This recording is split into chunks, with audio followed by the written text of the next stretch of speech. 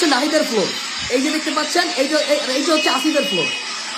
এই যে এটা ক্যামেরায় হয়তো বোঝা যাচ্ছে যে মানে খুবই অল্প জায়গা, কিন্তু এটা মেলা দূর, মিনিমাম 100-200 মিটার। এই যে দেখেন, এইটা নাহিদের, আর এইটা হচ্ছে আসিফের, এইটা হচ্ছে নাহিদের ফ্লোর। এখন কথা হচ্ছে যে একই সময়ে দুই জায়গায়, ভিন্ন ভিন্ন জায়গায় একই সাথে আগুন লাগলো। প্রত্যেকে ফেসবুক লাইভটিকে শেয়ার করে দিবেন। এবং দুইটা ফ্লোর পুড়ে ছাই হয়ে গেল, আসিফের এবং নাহিদের ফ্লোর। সরকারে তো উপদেষ্টা অনেক আছে, কিন্তু এই তরুণ প্রতিনিধি যে দুইজন আছে, বিশেষ করে আসিফ এবং নাহিদ, এরাই টার্গেটের শিকার। কারণ এই আসিফ নাহিদ হচ্ছে 24-এর অভ্যুত্থানের মহানায়ক। সচিবালয়ে আগুন লেগেছে নাহিদের এবং আসিফের কার্যালয়ে, অর্থাৎ তারা যেই রুমে বসেন তাদের রুমে যে নথিপত্র, সেই নথিপত্রগুলো পুড়ে গেছে। এবং এমন এক তথ্য ভিডিও বের হয়েছে যেখানে স্পষ্ট বুঝতে পারবেন যে এই আগুনটি লাগানো হয়েছে।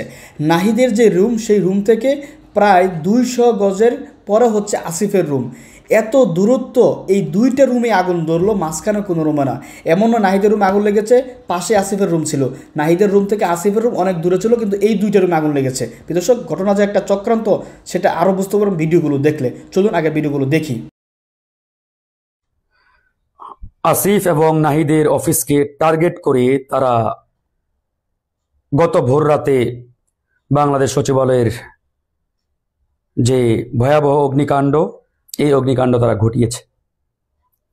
আমরা বারবার করে বলেছি, এই হাসিনার দোসর খুনিদের যদি আপনারা অতি দ্রুত বহিষ্কার না করেন, চাকরি থেকে না সরান, তাহলে কিন্তু এরা ভয়ঙ্কর রূপে এই দেশকে বিপদে ফেলার জন্য এরা কিন্তু চেষ্টা করবে এবং ষড়যন্ত্র অব্যাহত রাখবে।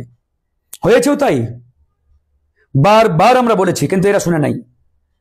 আর এই না শোনার কারণে আজকে তাদের এই পরিণতি আরো ভুগবে। এই উপদেষ্টা পরিষদ এবং ডক্টর মোহাম্মদ ইউনূসের সরকার আরো খেসারত দিতে হবে এদের ভয়ঙ্কর ভাবে। আমাদের কথা শুনবেন না, শুনবেন ওই আওয়ামী লীগের কথা। আওয়ামী দোসরদের প্রমোশন দিয়ে বড় বড় চেয়ারে বসাবেন, তো তারা কি করবে? আপনাকে চুমা দিবে, আপনাকে স্যালুট দিবে, এটা ভাবছেন? আপনাদের এই খামখেয়ালি আর ব্যাককলির কারণে আজকে এই ভয়ঙ্কর অবস্থা। সচিবালয়ে টার্গেট করে আসিফ এবং নাহিদের অফিসে তারা আগুন দিয়েছে পরিকল্পিতভাবে। চিন্তা করতে পারেন, এটা কখনোই মানে একটা স্বাভাবিক আগুন? কোনোভাবেই এটা বিশ্বাসযোগ্য বা বিশ্বাস করার মতন অবস্থা? বলেন তো। একাধিকবার এই সরকারকে আমরা বলেছি, এই খুনি, এই হাসিনার দোসর, এই রয়ের এজেন্টদের বহিষ্কার করে কারাগারে পাঠান। যাদের জায়গা কেরানীগঞ্জ কারাগারে হওয়ার কথা, তাদেরকে কারাগারে না পাঠিয়ে এরা বরঞ্চ প্রমোশন দিয়ে বড় বড় চেয়ারে বসায়, প্রমোশন দেয়, বড় বড় পদে বসায়। এরা মনে করে আওয়ামী দোসরদের বড় বড় চেয়ারে বসালে আমাদের স্যালুট দিবে, আমাদের নমনম করবে, পূজা করবে। আর আজকে তারা আগুন পূজা করছে আপনাদের। খান, আগুন পূজা খান। তাদের উদ্দেশ্য পরিষ্কার, তারা হাসিনার কোনো আলামত বাংলাদেশে রাখবে না। আওয়ামী লীগের চুরি, ডাকাতি, টাকা পাচারের কোনো আলামত এই সচিবালয়ে তারা রাখবে না, সব পুড়িয়ে দিয়েছে। আমি তো আশঙ্কা করছি তারা আরো ভয়াবহ আগুন লাগাবে এই সচিবালয়ে। আমার একাধিক বক্তব্য আছে। গতকাল রাতে 9টার দিকে একটা লাইভ করেছিলাম, আমার লাইভে অনেকেই গালিগালাজ করেছেন। আমি বলেছি, এই আওয়ামী দোসররা জানুয়ারি ফেব্রুয়ারিকে টার্গেট করে এই সরকারকে বেকায়দা ফেলা এবং এই সরকারকে উৎখাত করার একটা ষড়যন্ত্র করছে। গতকাল রাতেই করেছি, আমার লাইভটি এখনো আছে, দেখেন আমার এই পেজেই। তখন অনেকে আমাকে গালিগালাজ করছে, আপনি বেশি বুঝেন, পণ্ডিত, ইত্যাদি ইত্যাদি। রাত 9টার দিকে লাইভ করেছি, আর ভোর 4টার দিকে এরা আগুন লাগিয়ে দিয়েছে। কয়েক ঘন্টার ব্যবধানে আমার কথা সত্য হয়েছে, মাত্র কয়েক ঘন্টা। আমি বলেছি, এই জানুয়ারি ফেব্রুয়ারিকে টার্গেট করে তারা ইতিমধ্যেই ওয়ার্ম আপ করতেছে। ওয়ার্ম আপ আপনারা জানেন না যে কোনো খেলার আগে খেলোয়াড়রা ওয়ার্ম আপ করে, প্রস্তুতি নেই? ঠিক একইভাবে সারা বাংলাদেশে এই যে গুপ্ত হত্যা, যেখানে সেখানে সমন্বয়কদের হত্যা করছে, কোপাচ্ছে জনগণকে, এগুলো তাদের সিম্পটম। তারা অলরেডি শো করছে, দেখাচ্ছে যে আমরা প্রস্তুতি নিচ্ছি। এরপরেও যদি এই ব্যাককলের দল, এই গাধার দল, যাদেরকে আমরা উপদেষ্টা বানিয়েছি কিংবা উপদেষ্টার চেয়ারে বসিয়েছি, এদের বোধোদয় যদি জাগ্রত না হয়, এই ব্যাককলগুলো চেয়ারে কেন বসে আছে ভাই? আমার তো প্রচন্ড মেজাজ খারাপ এদের দেখে। এরকম অর্থ ব্যক্তিরা কিভাবে এই চেয়ারে বসে আছে? সচিবালয়ের আগুনটা দেখে রীতিমতো আমি হতবাক। আমি খোঁজ করলাম, আসিফও বলল যে আমরা 4000-এর মতো হাসিনার দুর্নীতিবাজ করাপ্টেড আমলাদের তালিকা করেছিলাম, এবং এই তালিকা করা হয়েছিল স্থানীয় সরকার মন্ত্রণালয়ের মাধ্যমেই, এবং তারা এই তালিকার দায়িত্বে যে দপ্তরে ছিল ঠিক সেই দপ্তরকে টার্গেট করে তারা জ্বালিয়ে দিয়েছে, পুড়িয়ে দিয়েছে। আমি ভিডিওগুলো দেখলাম, কি অবস্থা, ভয়ঙ্কর অবস্থা ভিতরের। পুরো মন্ত্রণালয় একবারে জ্বলে পুড়ে ছারখার হয়ে গেছে। কোনো ডকুমেন্টস তারা রাখে নাই। সিসিটিভি ফুটেজ সেটাও জ্বালিয়ে পুড়িয়ে দিয়েছে। সিসিটিভির একটা ভিডিও পাবেন না, কারণ এটা পরিকল্পিত, তারা আগেই সব কাম সারা। আর এই ড্রাইভার, এই ব্যাককল উপদেষ্টাদের, এদের কারণে এটা ঘটেছে। আমি তো বলছি এদের প্রাপ্য ছিল এটা, এরা এটার প্রাপ্য ছিল। আমাদের কথা শুনে না, শুনে কার কথা? ওই ভুট্টুর মতো। তাই ঘটছে আজকে। বারবার বলেছি আমরা, বারবার, যে আওয়ামী দোসরদের সরান। চতুর্দিকে আপনারা আওয়ামী দোসরদের বসিয়ে রেখে নতুন বাংলাদেশের স্বপ্ন দেখছেন। ইটস অ্যাবসলিউটলি রং। কোনোভাবে এটা হবে না, সম্ভব না। কাল সাপকে দুধ কলা দিয়ে কখনো বসে আনতে পারবেন? আপনি কাল সাপকে সামনে এনে দুধ দিচ্ছেন, কলা দিচ্ছেন, আর বলছেন আমাকে ছবল মারিও না, স্যালুট দাও। কোনোভাবেই সম্ভব? তা আওয়ামী লীগ আর আওয়ামী লীগের দোসররা তো কাল সাপ। আর এই সরকার মনে করছে এদেরকে দুধ কলা দিয়ে বোধহয় প্রমোশন দিলে, বড় বড় চেয়ারে বসালে এরা আমাদের স্যালুট দিবে। What is stupid! এই সরকারের মাথায় এই ন্যূনতম ঘ্যালু নেই? ব্যাককলের দলেগুলা উপদেষ্টা পরিষদে বসে আছে। সারা বাংলাদেশে কি শুরু হয়েছে আজকে দেখতে পাচ্ছেন না? এরপরেও এরা কিভাবে মানে এই আওয়ামী দোসরদের বসিয়ে রেখেছে, প্রমোশন দিচ্ছে কিভাবে? দেশপ্রেমিক মানুষের তো অভাব নাই। ডক্টর মোহাম্মদ ইউনূসকে উনি চেয়ারে বসার 9 দিনের মাথায় যখন আমাদের ডাকলেন, সেই মিটিং এ বলেছিলাম আপনি 6 লাখ তরুণকে পুলিশ এবং ডিফেন্সে নিয়োগ দেন, 2 লাখ পুলিশে নেন, 2 লাখ প্রশাসনে নেন, এবং 2 লক্ষ আর্মি, নৌবাহিনী, বিমান বাহিনীতে নিয়োগ দেন। এক অর্ডারে নেন। আজকে যদি 2 লাখ পুলিশ বাহিনীতে আমরা ঢুকাইতাম সেই আগস্ট মাসে, 4 মাসে তারা ট্রেনিং নিয়ে আজকে এসআই হয়ে যাইতো, কিংবা থানার ওসির দায়িত্ব নেওয়ার মতো তারা অলরেডি যোগ্য হয়ে যাইতো। কারণ এরা তো দেশপ্রেমিক ভাই, ক্যাপাবল। 2 মাসের ট্রেনিং দিয়ে তাদেরকে আপনি কাজে লাগাতে পারবেন। তারা করে নাই। তারা কি করেছে জানেন? আওয়ামী খাস এজেন্ট যারা, এদেরকে প্রমোশন দিয়ে বড় বড় চেয়ারে বসিয়েছে। খুনিদের এরা প্রমোশন দেয়, চেয়ারে বসাই।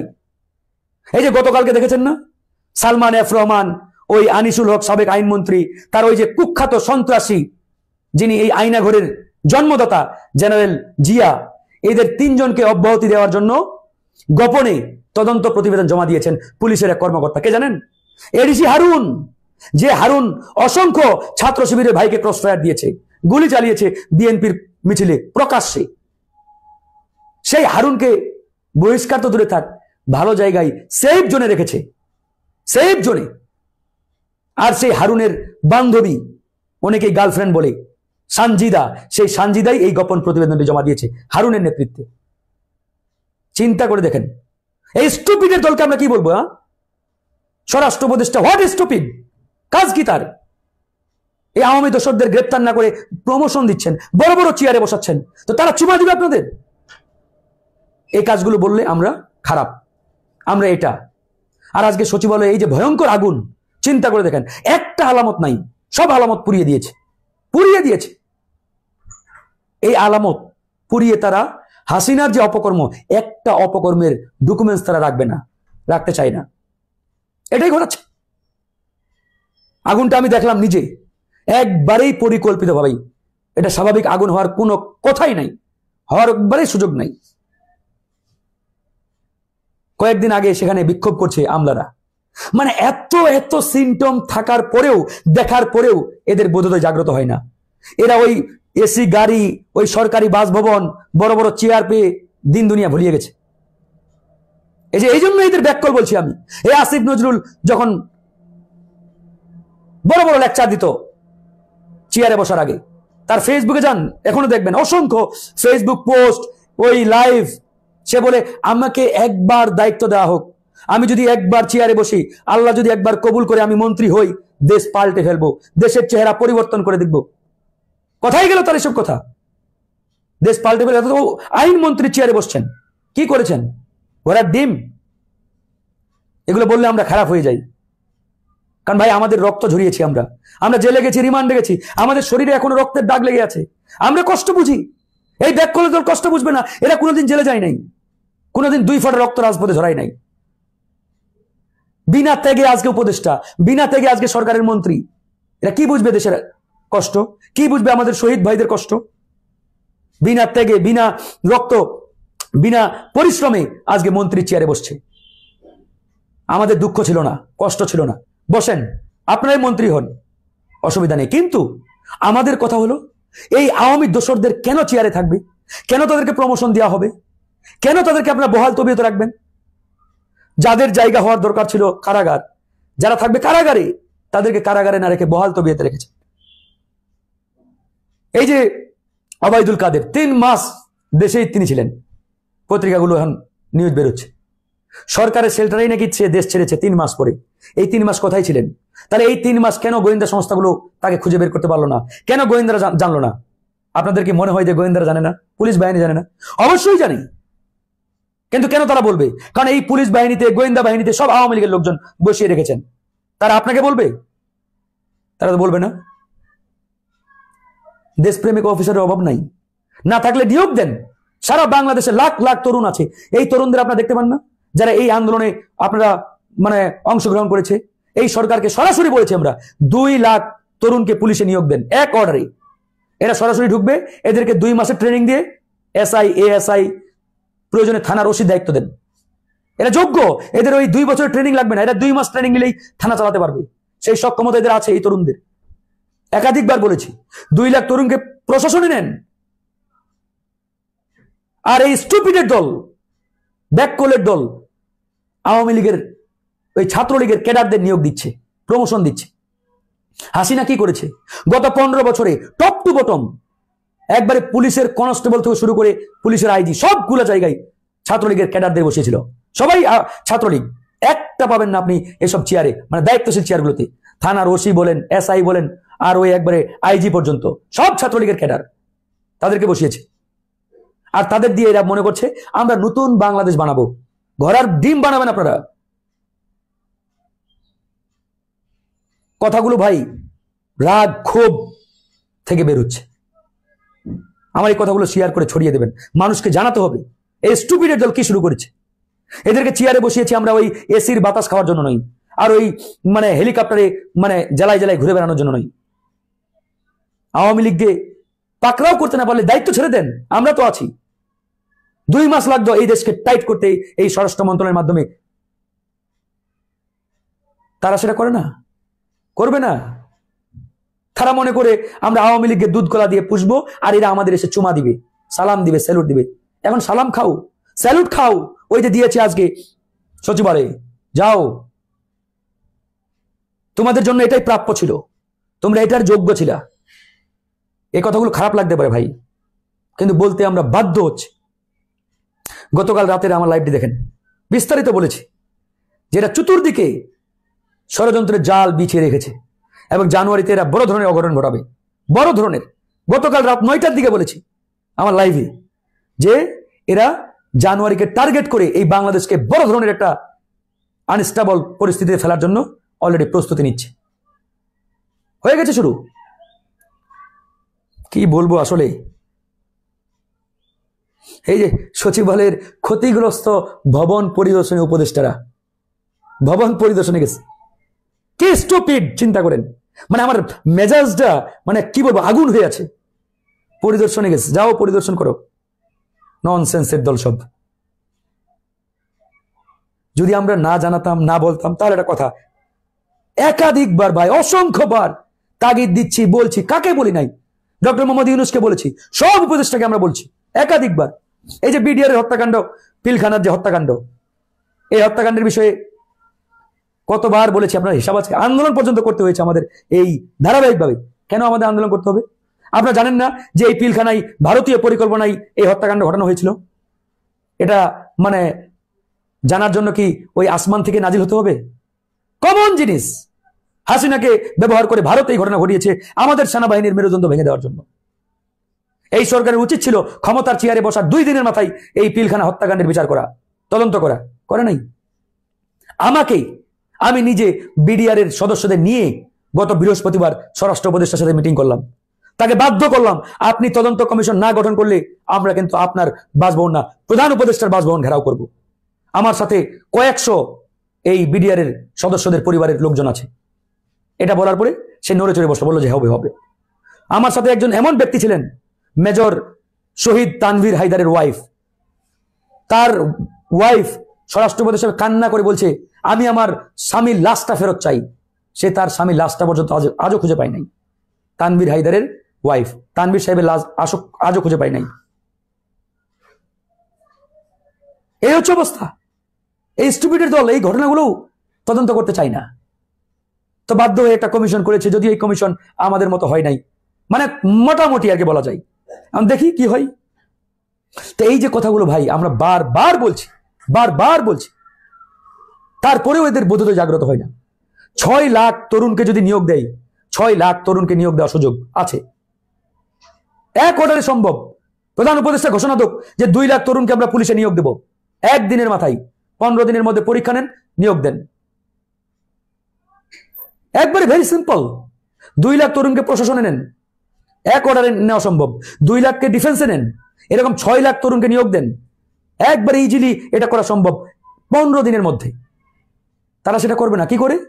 আওয়ামী দোসরদের প্রমোশন দিয়ে বড় বড় চেয়ারে বসাই, বড় বড় জায়গায় বসাই। আর এরা মনে করে আওয়ামী লীগের এই ক্যাডাররা আমাদের চুমু দিবে, আমাদেরকে বাহবা দিবে। এরা তো আগুন জ্বালাবেই, কারণ এরা জানে যে আমরাও এই অপকর্মের সাথে জড়িত। আমরা তো হাসিনার দোসর, এরা নিজেরাও দায়ী। তো এরা নিজেদেরকে বাঁচার জন্য, নিজেদের ডকুমেন্টস মানে পুড়িয়ে ফেলার জন্য চেষ্টা করবে না? তারা সেটাই করছে। এসব দেখেও যদি এদের বোধোদয় জাগ্রত না হয়, কি বলবো আর ভাই বলেন? আমাদের আর কি করার আছে? আমরা আমাদের জায়গা থেকে যথেষ্ট চেষ্টা করছি, কিন্তু আমাদের কথা শুনে না। আমরা এটাও বলেছি, না পারলে ছেড়ে দেন। আমরা ওই আসিফ নজরুলের মতো না যে বলবো দায়িত্ব দেন আমরা পাল্টে ফেলবো, না, আমরা যা বলি তা করে দেখাই ভাই। আর দেশ কিভাবে চালাতে হয়, কিভাবে মন্ত্রণালয় চালাতে হয়, কিভাবে টাইট দিতে হয়, কিভাবে আওয়ামী লীগের মতো খুনিদের শায়েস্তা করতে হয়, এটা আমাদের জানা আছে। আওয়ামী লীগকে শায়েস্তা করতে ঘন্টা ঘন্টা লাগবে না, 7 মিনিটে যথেষ্ট। আমরা যখন মাঠে নামি তখন বলি না না, আইন হাতে তুলে নেওয়া যাবে না, মব জাস্টিস করা যাবে না। তো নিজেরা করো, আমরা আইন হাতে তুলে নিতে চাই না। তোমরা করো, নিজেরাও পারে না। এই হচ্ছে অবস্থা আমাদের। তো যাই হোক বন্ধুগণ, আমার এই মেসেজ কথাগুলো ছড়িয়ে দেন সব গ্রুপে, সব জায়গায়, জানুক এই ব্যাককল স্টুপিডের দল কি করছে সারা বাংলাদেশে। আর না পারলে তারা ছেড়ে দিয়ে অন্যদের দায়িত্ব দিক। আমরা বাংলাদেশকে আর ব্যর্থ হতে দিব না। আমাদের জীবন থাকতে আমরা ইনশাআল্লাহ এই বাংলাদেশকে নতুন করে গড়ে। সচিবালয়ে মধ্যরাতে আসিফ এবং নাহিদের রুমে আগুন লেগেছে, ওদের ফ্লোরে আগুন লেগেছে। এখন এই আগুন স্বয়ংক্রিয়ভাবে লেগেছে নাকি আগুন লাগানো হয়েছে তার বেশ কিছু প্রমাণ আমার কাছে আছে, আমি আপনাদেরকে দেখাবো। শুরুতে দেখাই হচ্ছে এই যে ছবিটা দেখতে পাচ্ছেন, এটা হচ্ছে আসিফ এবং নাহিদের যে ফ্লোর আছে, এই যে 2টা ছবি, এই ছবি 2টা হচ্ছে আসিফ এবং নাহিদের ফ্লোরের ছবি, অর্থাৎ ওইখান থেকে ওদের রুমের ভেতরে ঢুকতে হয়, সেই ফ্লোরের ছবি এটা। এবং যেই ভিডিওটা আছে, আপনাদেরকে যে ভিডিওটা আমি দেখানোর চেষ্টা করব, এই ভিডিও থেকে প্রমাণ হয়ে যায় যে এই আগুন উদ্দেশ্যকৃতভাবে, ইচ্ছাকৃতভাবে এই আগুন দেওয়া হয়েছে। সাধারণত যখন আগুন লাগে তখন সেই আগুনটা এক জায়গা থেকে লেগে বিভিন্ন জায়গায় ছড়িয়ে পড়ে, কিন্তু একসাথে আসিফের ফ্লোরে এবং নাহিদের ফ্লোরে 2 জায়গায় একসাথে আগুন যদি মানে শর্ট সার্কিট থেকেও লাগে, সেটা একসাথে 2 রুমে লাগা সম্ভব নয়। আপনাদেরকে একটু আমি দেখাই।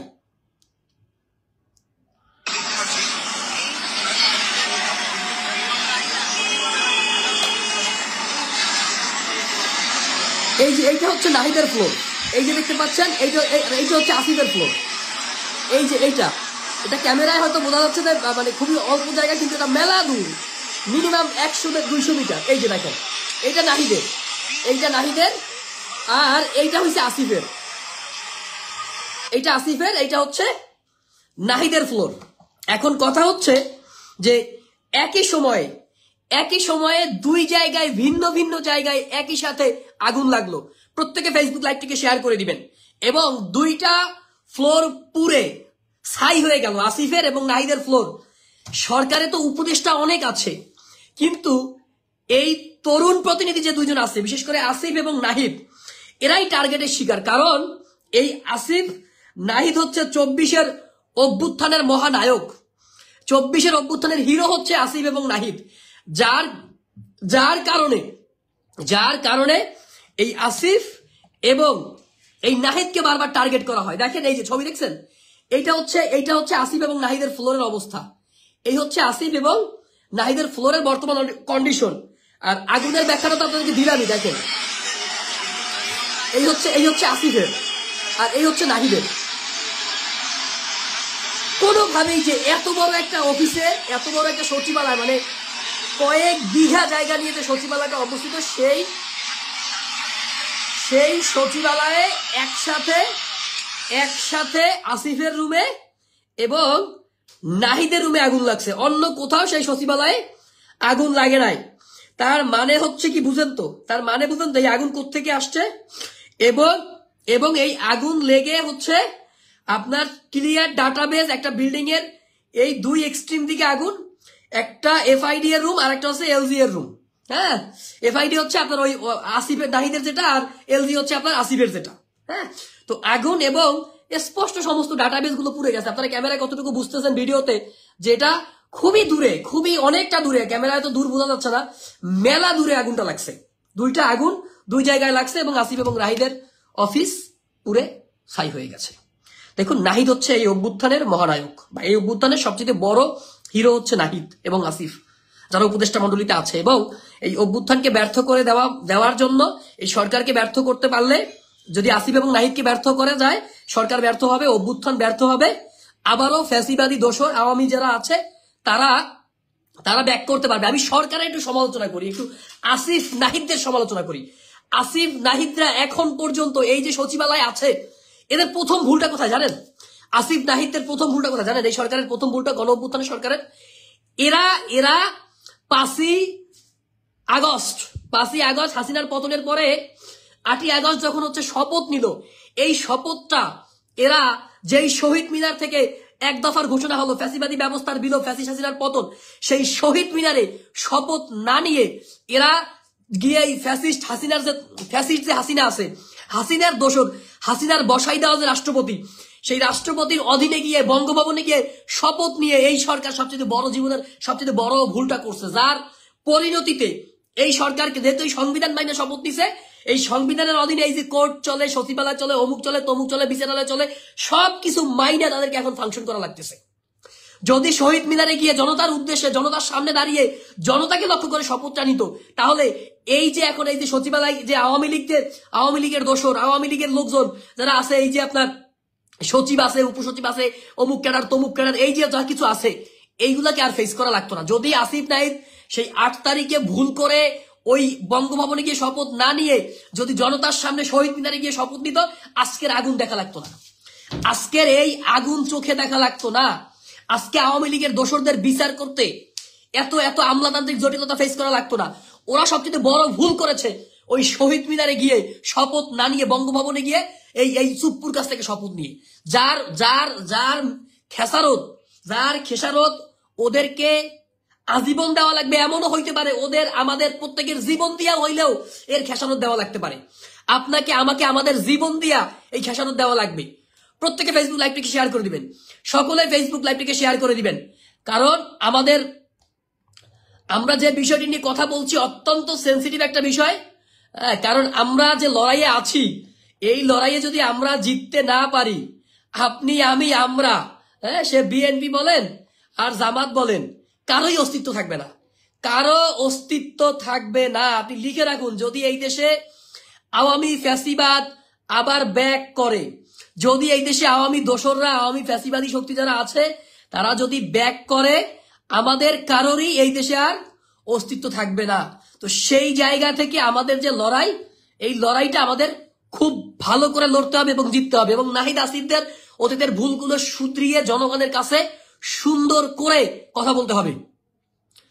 এই যে ভুলটা করছে, যার খেসারত এখন দেওয়া লাগতেছে, এখন এই যে এই সংবিধান থাকবে, এটা থাকবে, ওটা থাকবে, যদি ওরা সেই সময়, যদি 8ই আগস্ট যদি এই বঙ্গভবনে গিয়ে শপথ না নিয়ে, যদি সচিবালয় গিয়ে মানে বঙ্গভবনে গিয়ে শপথ না নিয়ে যদি শহীদ মিনারে শপথ দিত জনতার সামনে, তাহলে এই সংবিধান মানা লাগতো না, এই সুপ্পু থাকতো না, এই সংবিধানের দোহাই দিয়ে এত বিশৃঙ্খলাও হতো না, কিছুই হতো না। জনগণের সরকার, গণ অভ্যুত্থান, ম্যাস আপরাইজিং এর মধ্য দিয়ে তারা তাদের বাংলাদেশটাকে সুন্দর করে বিনির্মাণ করতে পারত। এই বিভিন্ন দলের সাথে এই ক্লাসও তৈরি হতো না, সবাই মিলেমিশে দেশটা করতে পারতাম। শুধুমাত্র এই সংবিধানের কারণে এখন বিএনপির মতো করে কথা বলছে, জামাতের মতো করে কথা বলছে, প্রত্যেকের মতো কথা বলছে, সমালোচনা করছে, ভুল ধরছে পুরো জাতি। আমরা 5ই আগস্ট দুপুরবেলা পর্যন্ত আমরা যারা সবাই ছিলাম একটা কাতারে, একটা দলে মজলুম, সেই মজলুম থেকে আজকে আমরা বিভিন্ন দলে বিভক্ত, জাতিতে বিভক্ত, কেউ চাঁদাবাজি করতেছে, কেউ টেন্ডারবাজি করতেছে, কেউ হামলা করতেছে, কেউ মামলা করতেছে, বিএনপি নিজের অন্তকুন্তল করতেছে, জামাত করতেছে, এই ছাত্ররা করতেছে। What is this? অথচ হওয়া উচিত ছিল আমরা সবাই একসাথে বাংলাদেশটা করবো, কিন্তু আমরা পারিনি। যার পরিণতি আজকে বাংলাদেশের প্রাণ কেন্দ্র, বাংলাদেশের হৃৎপিণ্ড, যেই সচিবালয় দিয়ে পুরো বাংলাদেশ চলে, এই বাংলাদেশের অর্থনীতি, সমাজনীতি, রাষ্ট্রনীতি যেই সচিবালয় থেকে নিয়ন্ত্রিত হয়, সেই সচিবালয় আজকে আগুন দেখতে হলো আমাদের। এবং সেই সচিবালয়ের যে মূল প্রাণ ভোমরা আসিফ এবং নাহিদ, তাদের অফিসে আমাদের আগুন দেখতে হলো। ঐতিহাসিক ভাবেই এই ভুলের খেসারত এই জাতিকে আরো বহুদিন দিতে হবে। এখনো সময় আছে। রাজনৈতিক দলগুলোকে বলবো, বিশেষ করে জামাতকে বলবো, বিএনপিকে বলবো, অন্যান্য দলগুলোকে বলবো, ছাত্রদেরকে বলবো, আসুন একসাথে বসুন। আপনারা বসে সিদ্ধান্ত নেন আপনারা আগামীর বাংলাদেশ কিভাবে পরিচালনা করবেন। অন্যথায় এই রাজনৈতিক সিদ্ধান্ত, সঠিক রাজনৈতিক সেটেলমেন্ট, সঠিক রাজনৈতিক সিদ্ধান্ত যদি আপনারা নিতে না পারেন, এই বিএনপিকে, এই জামাতকে, এই ছাত্রদেরকে, এই নাগরিক কমিটিকে, প্রত্যেককে আগামীর বাংলাদেশে এর খেসারত দেওয়া লাগবে। কারোর ফাঁসিতে ঝুলতে হবে, কারোর লাশ খুঁজে পাওয়া যাবে না, কারোর জীবনও থাকবে না। সুতরাং এখন যদি আপনারা একসাথে মিলে মিশে সিদ্ধান্ত নিতে না পারেন, আমাদের ফিউচার হুমকির সম্মুখীন, বাংলাদেশের অস্তিত্ব হুমকির সম্মুখীন থাকবে। কারণ বাংলাদেশের পার্শ্ববর্তী যেই মহাশক্তিশালী ভারত রাষ্ট্রটি আছে, সেই ভারত রাষ্ট্রটি এখন হাসিনার পতনের পর থেকে still now and in future তারা তাদের যে প্লট, তাদের যে ষড়যন্ত্র, সেই ষড়যন্ত্র করে যাচ্ছে। এবং সেখানে শেখ হাসিনা নিজে সেই ষড়যন্ত্রের অংশ, তাকে কেন্দ্র করে, আওয়ামী লীগকে কেন্দ্র করেই ভারত তাদের প্ল্যান সাজাচ্ছে। সুতরাং সেই প্ল্যানের অংশ জামাতও না, সেই প্ল্যানের অংশ বিএনপিও না, সেই প্ল্যানের অংশ ছাত্রও না। সুতরাং এই ভারতের মতো একটা শক্তিশালী সাম্রাজ্যবাদী রাষ্ট্রের বিরুদ্ধে আপনাদেরকে যদি লড়াই করতে হয়, সংগ্রাম করে যদি আপনাদের স্বাধীনতা এবং সার্বভৌমত্ব রক্ষা করতে হয়, তাহলে বাংলাদেশের সমস্ত রাজনৈতিক দলগুলোকে, ছাত্র সংগঠনগুলোকে, এই ফ্যাসিবাদ বিরোধী বৈষম্য ছাত্র আন্দোলনের যারা নেতা আছেন তাদেরকে, নাগরিক কমিটির নেতাদেরকে একসাথে দাঁড়িয়ে এক কাতারে থাকতে হবে। প্রতিযোগিতা করবেন, আপনারা রাজনীতির মাঠে প্রতিযোগিতা করবেন, প্রতিদ্বন্দ্বিতা করবেন না। প্রতিযোগিতা করবেন, প্রতিহিংসা করবেন না, মারামারি কাটাকাটি করবেন না, প্রতিযোগিতা করেন না। ক্লাসে ফার্স্ট হওয়ার জন্য তো ছাত্ররা প্রতিযোগিতা করে, সেকেন্ড হওয়ার জন্য প্রতিযোগিতা করে। সেই ধরনের প্রতিযোগিতা যদি না করতে পারেন, our future will be in danger. আসসালামু আলাইকুম প্রিয় দর্শক, সচিবালয়ের ভয়ঙ্কর অগ্নিকাণ্ডের ঘটনার খবরটি আপনারা যখন শুনলেন, আমি নিশ্চিত প্রত্যেকের মাথাতে একটি প্রশ্ন উকি দিয়েছে, কারা ষড়যন্ত্র করলো, কারা আগুন ধরিয়ে দিল, কারা এর সঙ্গে জড়িত। আমার মাথাতেও ঠিক একই ধরনের প্রশ্ন এসেছে। এবং কারা এই নাশকতার ঘটনাটি ঘটাতে পারে, অথবা আমরা কোন পক্ষকে সন্দেহের দৃষ্টিতে নেব, সে বিষয়ে অবশ্যই কিছু প্রশ্ন উত্থাপন করতে চাই, কিছু কথা বলতে চাই। তবে তার আগে এই ঘটনা যে বাস্তবতার জায়গা থেকে স্বাভাবিকভাবে ঘটতে পারে সে সম্পর্কে একটু আমার ধারণা বলে রাখি যে আমি 1 থেকে 1.5 দশক আগে যখন সচিবালয়ে নিয়মিত নিউজ কভার করতাম, সচিবালয়ে বিট করতাম, জানি তো, এবং এখনো পর্যন্ত যখন মাঝে মধ্যে কোনো কাজে যাই তখনও তো দেখি কতটা ভালনারেবল অবস্থায় সচিবালয়ের বিভিন্ন ভবন দাঁড়িয়ে আছে, অগ্নিকাণ্ডের মতন কতটা ঝুঁকিপূর্ণ অবস্থায় বিভিন্ন ভবন এখনো পর্যন্ত দাঁড়িয়ে আছে। এবং বিভিন্ন ভবনের যে লিফট, আপনাদেরকে একটু বলি, সেই লিফটগুলোতে উঠে মানুষ আবার স্বাভাবিক জীবন নিয়ে বেরিয়ে পড়তে পারবে কিনা সেই আতঙ্কেও অনেকে ভোগেন এখনো পর্যন্ত। কিন্তু নজর খুব কম সেগুলো সংস্কারের জন্য। কেন কম সেগুলো আমরা বুঝি।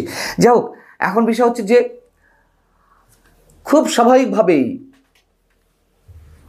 অনেকেই এখন বলবেন যে এই ঘটনা নাশকতা এবং এর সঙ্গে আওয়ামী লীগ জড়িত। আওয়ামী লীগ যে নাশকতা করছে না, আওয়ামী লীগ যে কোনো ধরনের অস্থিরতা তৈরি করার চেষ্টা করছে না প্রতিবেশী বিশেষ একটি রাষ্ট্রের মাধ্যমে বা তাদের যোগসাজশে, একথা বললে নিশ্চয়ই সত্যের অপলাপ হবে অথবা মিথ্যে বলা হবে। আওয়ামী লীগ নাশকতা করার চেষ্টা করছে, কিন্তু সব কিছুতেই যখন আওয়ামী লীগের উপর আমরা দোষ চাপিয়ে দেওয়ার চেষ্টা করে যাব, তখন আমাদের দেশটাকে সম্ভবত রক্ষা করা যাবে না।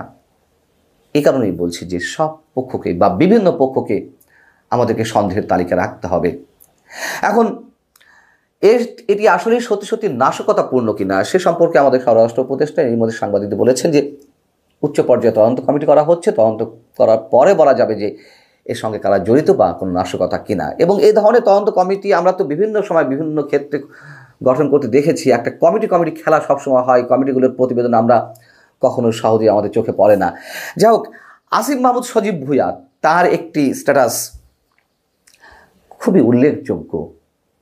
তিনি বলছেন, যেহেতু তিনি স্থানীয় সরকার বিষয়ক মন্ত্রণালয়ের দায়িত্বপ্রাপ্ত উপদেষ্টা, তিনি বলছেন যে স্থানীয় সরকার, পল্লী উন্নয়ন ও সমবায় মন্ত্রণালয়ের বিগত সময়ের হওয়া অর্থ লোপাট দুর্নীতি নিয়ে আমরা কাজ করছিলাম। কয়েক হাজার কোটি টাকা লুটপাটের প্রমাণও পাওয়া গিয়েছিল এবং আগুনে কি পরিমাণ ক্ষয়ক্ষতি হয়েছে এখনও জানা যায়নি। আমাদেরকে ব্যর্থ করার এই ষড়যন্ত্রে যে বা যারাই জড়িত থাকবে তাদের বিন্দু পরিমাণ ছাড় দেওয়া হবে না। এই যে হাজার হাজার কোটি টাকা অর্থ লোপাটের কথা তিনি জানালেন স্থানীয় সরকার মন্ত্রণালয়ের, এই যে হাজার হাজার কোটি টাকা লোপাট কি শুধুমাত্র স্থানীয় সরকার মন্ত্রণালয়ে হয়েছে? যে ওই মন্ত্রণালয়ে এই ধরনের সন্ধান পাওয়া গেছে বিধায় ওইখানেই ওই ভবনেই অগ্নিকাণ্ডের ঘটনা ঘটানো হবে। এবং তিনি স্পষ্টত ইঙ্গিত দিতে চাচ্ছেন যারা অর্থ লোপাটের সঙ্গে জড়িত বা আওয়ামী লীগের সুবিধাভোগী লেসপেন্সার অথবা সরাসরি আওয়ামী লীগের কর্মী সমর্থক মন্ত্রী পর্যায়ে যারা ছিলেন তারা এই অগ্নিকাণ্ডের ঘটনা ঘটিয়েছেন। তাহলে অন্য মন্ত্রণালয়, অন্য আর কোনো মন্ত্রণালয়ের দুর্নীতি কোনো খবর ঘটনা ঘটেনি? অদ্ভুত এক ধরনের অভিযোগ আমরা শুনছি উপদেষ্টাদের কাছ থেকে, দায়িত্বশীল যারা পদে বিভিন্নভাবে রয়েছেন। এবং ওই মন্ত্রণালয়, ওই ভবনে, যে ভবনে অগ্নিকাণ্ডের ঘটনা ঘটেছে সেখানে তো আরও অনেক মন্ত্রণালয়ের দপ্তর রয়েছে। অর্থ মন্ত্রণালয়, সড়ক ও সেতু মন্ত্রণালয়, শ্রম ও কর্মসংস্থান মন্ত্রণালয়, ডাক ও টেলিযোগাযোগ মন্ত্রণালয়, আর্থিক সংশ্লিষ্ট অনেক দপ্তর সেখানে রয়েছে। সেখানে আসিফ মাহমুদ সজীব ভুঁইয়া বলে ফেললেন এত সহজে যে ওই মন্ত্রণালয়ে হাজার হাজার কোটি টাকা লোপাটের অভিযোগ পাওয়া গেছে, এখন এই জন্যই সেখানে আগুন দেওয়া হতে পারে। প্রথমে বলেছি, এককভাবে যত ধরনের অভিযোগ সব ঢালাওভাবে তাদের উপরে চাপিয়ে দেওয়ার চেষ্টা করা হলে বিশেষ কাউকে হয়তো আক্রমণ করা সম্ভব হবে, কিন্তু আমাদের রাষ্ট্র সমাজের জন্য কখনোই কোনো মঙ্গল বয়ে নিয়ে আসবে না। আমরা এর আগে দেখলাম যে সমন্বয়কদের অনেকে যে দুর্ঘটনা কবলে পড়েছেন সেগুলো নিয়ে অভিযোগ করা হয়েছে, তাদেরকে হত্যার চেষ্টা করা হচ্ছিল। অভিযোগ তো পেলাম, তার তদন্ত কি? এবং এগুলো অনেকের কাছে হাস্যকর পর্যায়ে পৌঁছাচ্ছে। আমি অবশ্যই কোনোভাবে আওয়ামী লীগকে ডিফেন্ড করছি না, আমি শুধু বলছি যে আমরা আওয়ামী লীগ সহ বিভিন্ন পক্ষকে সন্দেহের পর্যায়ে রাখতে চাই। যেমন যদি বলি, সরকারের বিভিন্ন উপদেষ্টা তো আবার বলছেন যে রাজনৈতিক দলগুলো সরকারকে ব্যর্থ প্রমাণের চেষ্টা করছে। তাহলে তারা তো নিজেরাই বলছে যে নানান ধরনের যে অস্থিরতা, একের পর এক ষড়যন্ত্র, এবং সরকারের যে রাজনৈতিক দলগুলোর যে নির্বাচনের দাবি সেইগুলোর মধ্য দিয়ে সরকারকে ব্যর্থ প্রমাণের চেষ্টা করছে। তাহলে শুধু এখানে আওয়ামী লীগকে দোষারোপ করা হচ্ছে না, সরকারের পক্ষ থেকে বিভিন্ন রাজনৈতিক দলকে অভিযুক্ত করা হচ্ছে। আবার রাজনৈতিক দলগুলোর পক্ষ থেকে অভিযোগ করা হচ্ছে যে সরকার দীর্ঘ সময় ক্ষমতায় থাকতে, লম্বা সময় ক্ষমতায় থাকতে নানান ধরনের অজুহাত খুঁজছে এবং নানান ধরনের নাটক করা হচ্ছে নির্বাচন নিয়ে। এ কথাও তো সত্য। তাহলে আমরা কাকে সন্দেহের বাইরে রাখবো?